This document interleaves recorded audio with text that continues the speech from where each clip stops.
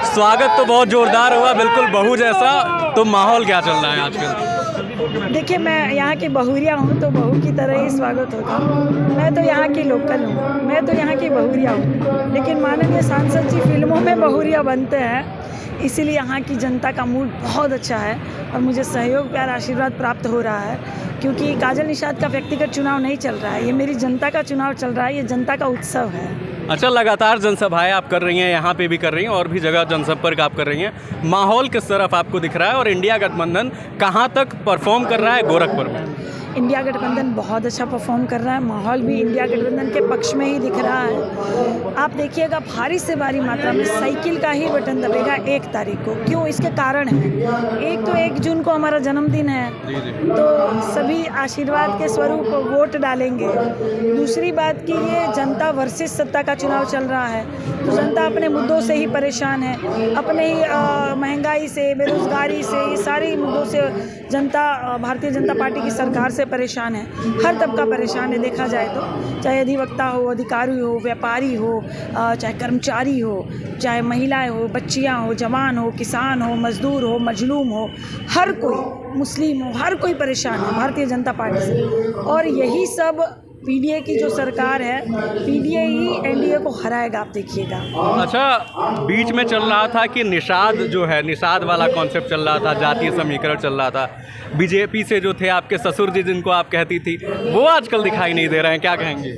वे हमें आशीर्वाद दे रहे हैं, वे जहाँ भी है वे हमें आशीर्वाद दे रहे हैं। उन्होंने हर चुनाव में हमें सहयोग आशीर्वाद दिया है, इस चुनाव में और भी बढ़कर आशीर्वाद दे रहे हैं। नहीं, इस चुनाव में तो दिख ही नहीं रहे हैं। हाँ, दिखाई देना ज़रूरी है। कोई हमें आशीर्वाद दे रहा है तो दिखाई दे। अरे भगवान हमको दिखाई दे रहे हैं, लेकिन भगवान हमको आशीर्वाद देते हैं ना।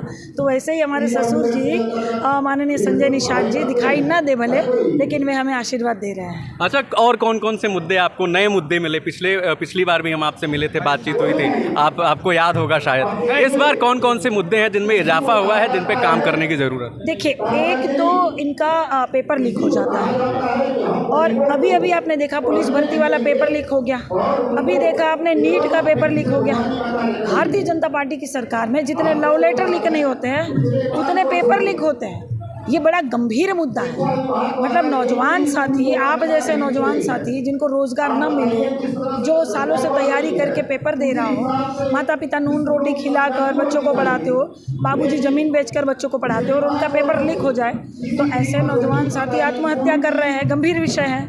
ऐसे नौजवान साथी अपने पर्चा अपना फाड़ रहे हैं, अपना डिग्रियां फाड़ रहे हैं, ये गंभीर विषय है। तो देखिए, गरीबी और महंगाई हर सरकार में आती जाती रहती है, लेकिन भारतीय जनता पार्टी ने सबसे बड़ी परेशानी अगर कोई दी है तो वो बेरोजगार कर दिया युवाओं को।